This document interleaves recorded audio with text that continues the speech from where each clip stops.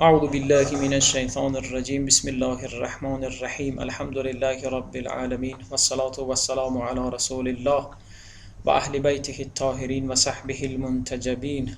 رب اشرح لي صدری و یسر لي امری واحلل عقدة من لسانی یفقهوا قولی. ربی وفقنی لما تحب و ترضى. برادر به نام تاج الدین سوال فرمودند که ایمان چیست و اسلام چیست؟ آیا تفاوت و فرقی بین این دو هست یا نیست؟ که اگر هست کدام است؟ و خواستند که با دلیل به سؤال ایشان پاسخ داده شود. چشم. خب این دو واژه اسلام و ایمان واژه های عربی است، معلوم است. اینها یک معنای لغوی دارد هر دو و یک معنای اصطلاحی. اسلام در لغت به معنای قبول کردن است، پذیرفتن است. اینکه عرب میگوید اسلمه یعنی پذیرفت، قبول کرد. این در لغت. و در قرآن هم هر کجا واژه اسلام یادآور شده است مراد معنای لغوی است نه اصطلاحی. و اما معنای اصطلاحی اسلام که فاعلش مسلم است، یعنی کسی که اسلام آورده، در اصطلاح این یک عنوانی شده برای امت حضرت محمد صلوات الله و سلامه علیه. متوجه هستید؟ چنان که ما امروز به امت حضرت پیروان حضرت مسیح میگوییم مسیحی، یا به پیروان دین حضرت موسی میگوییم یهودی، عنوان شده است. همچنین عنوان اسلام عنوان گردیده برای مسلمانان. متوجه هستید؟ وقتی میگن مسلمانان یعنی مرادی گوینده امت حضرت پیامبر. اما آنچه در لغت هست گفتیم به معنای پذیریش و قبول، در قرآن هم هر کجا واژه اسلام وارد شده است مراد همان معنای لغویش است و مراتبی دارد که بعداً عرض خواهم کرد. درجه هایی دارد اسلام. و اما ایمان در لغت به معنای اعتراف، تصدیق و یک اذعان قلبی است. در فارسی هم به باور ترجمه میکنند. دوستان توجه بفرمایند، ایمان غیر از علم است. علم یعنی آگاهی است. چه بسا یک انسان به یک مطلب علم دارد اما ایمان ندارد، چون ایمان یک چیز بالاتر از تصدیق است.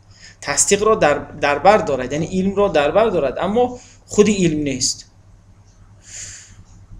حالا در بیان فرقش گفتند مثلا ما عرضم حضورتان آگاهی زیاد داریم. مثلا آگاه هستیم که دوشنبه پایتخت تاجیکستان است. این هم علم است، آگاهی است. یا عرضم حضورتان زمین در اطراف خورشید دور میزند، آگاهی است. اما به اینها ایمان نمیگویند. ایمان آنجاست که تو به یک گزاره، به یک مطلب علم داری و بالاتر از علم این علم تو را وادار میکند به نوع تسلیم، به نوع عمل. به عبارت دیگر مثلا عرضم حضورتان علم به این که خدا هست انسان را وادار میکند که به گفته های خداوند و مقتضای این علمش عمل کند. اینه میگن باور. بعضی آمدند بین علم و ایمان فرق هست، اما اینها آمدند فرق گذاشتند و گفتند ایمان لزوما علم نیست، علم یک چیزی دیگر است. یعنی ایمان به خدا را غیر از علم به خدا دانستن. خب این درست است، اما به این معنا هم نیست که یعنی ما اگر به یک مطلب باور داشته باشیم حتما علم را در بطن خودش نداشته باشد. نه، اصلا ایمانی مطلوب همان ایمان است که تکیه بر علم داشته باشد، آگاهی. چه بسا یک نفر ایمان دارد اما ایمانش متکی و تکیه بر آگاهی نیست. خب از نظر اسلام یک همچنین ایمان پذیرفته نیست. خدا قبول ندارد یک همچنین ایمانی را. آن علم پیش خدا، آن ایمان پیش خدا موردی پذیرش و قبول است که متکی و مستند و تکیه بر آگاهی داشته باشد. اگر باور دارد، ایمان دارد که خدا هست، این ایمانش باید تکیه بر نوع علم داشته باشد، آگاهی. یعنی برای او، پیش او دلیل قائم شده باشد که واقعا خدا هست. متوجه هستید؟ حالا این از ایمان. ایمان هم یک مراتب و درجه های دارد. حالا ما از درجه های اسلام شروع کنیم، بعد میرسیم به درجه های ایمان. همانطوری که عرض کردم، اسلام، واژه اسلام در قرآن به معنای لغوی آن است: قبول و تسلیم، پذیرش اوامر الهی. متوجه هستید؟ مراد اون معنای اصطلاحی که امت پیامبر باشد نیست. به همین خاطر است که مثلا از حضرت ابراهیم میگوید من اولین نخستین مسلمانم، یا خیلی از پیامبران گفتن من مسلمانم. این به این معنا نیست که آنها در این دینی مصطلحی که امروز ما و شما داریم بودند.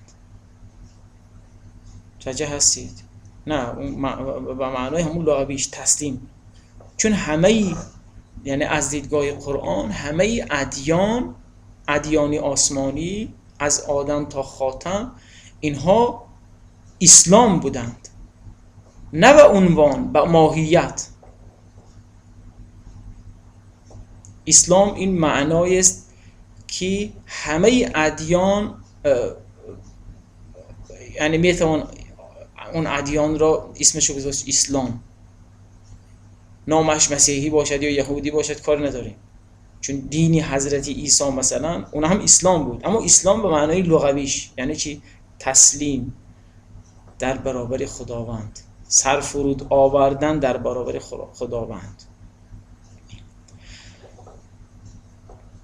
برای دقت و توجه در آیات‌های قرآنی نشان می‌دهد که هر یک از اسلام و ایمان یک درجه هایی دارد. از پایین شروع میشه تا مرتبه بالاترین درجه اسلام و ایمان.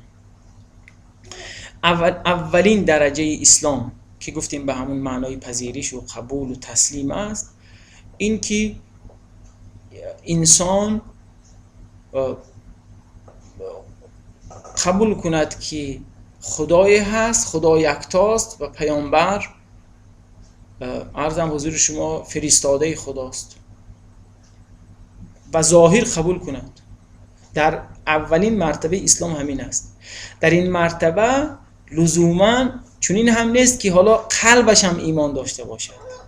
لذا ما یعنی منافق کسی است که اظهار اسلام میکند اما در قلب مسلمان نیست، کافر است، باور ندارد، اما چون میخواد در جامعه مسلمانان جایگاهی داشته باشد مجبور شده است که کلمه شهادتین به زبان آورد و با مسلمانان زندگی کند.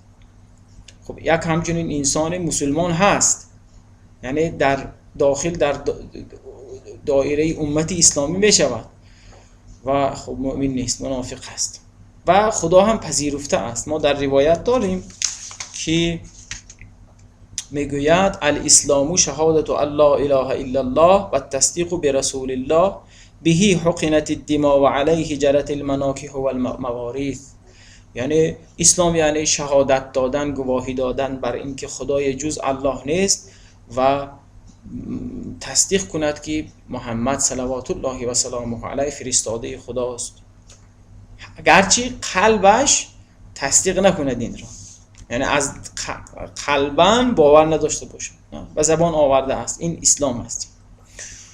هر کسی چنین گفت، یعنی ظاهر به ظاهر گفت خدای جز خدا نیست و محمد فرستاده خداست، دیگه این مسلمان حساب می شود و با فرموده حضرت پیامبر بهی حقنت الدماء، دیگه با این حساب وقتی او دایره مسلمان ها قرار گرفت یک همچنین انسانه، دیگه خونش محترم است. عرضم حضور شما دیگه با او میشد نکاح کرد، یعنی دختر داد، دخترش را گرفت، موارث و به هجرت الموارث میتواند میراث برد از مسلمان، میراث دهد، یعنی مسلمان است، در جزء امتی پیامبر است.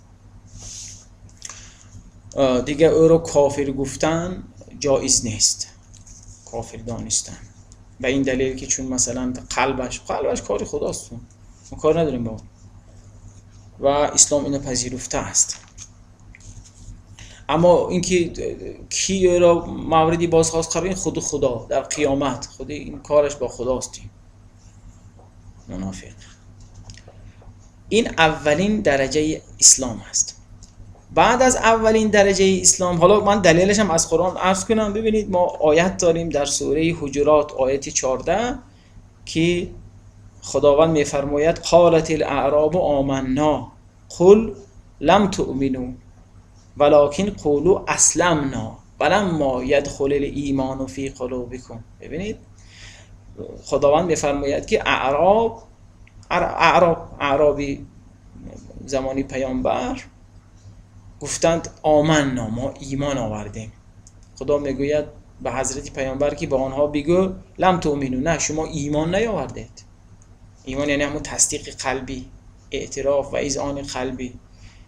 ولکن قولوا اسلمنا، شما گویید ما اسلام آوردیم، مسلمان شدیم، یعنی تسلیم شدیم، ظاهرا ما تسلیم شدیم، چون این گویید. ولما يدخل الايمان فی قلوبکم، چون ایمان داخل در قلب‌های شما هنوز نشده است. اینجا دلیلش هم این، یعنی یک انسان میتواند مسلمان باشد اما مؤمن نباشد، منافق. یعنی اعراب هم اینطوری گفته خداوند. خب اما اولین درجه از ایمان که همون تصدیق قلبی و اعترافی درونی گفتیم، قلبی گفتیم، این باور، اذعان و اعتراف قلبی است و مضمونی شهادتین، به مضمون اسلام. یعنی همون طوری که اسلام را گفتیم، یعنی اشهد ان لا اله الا الله و اشهد ان محمد رسول الله، اگر کسی به این مضمون ایمان هم بیاورد، قلبش هم باور داشته باشد، این میشن مؤمن. اولین درجه از ایمان. و اما درجه دوم اسلام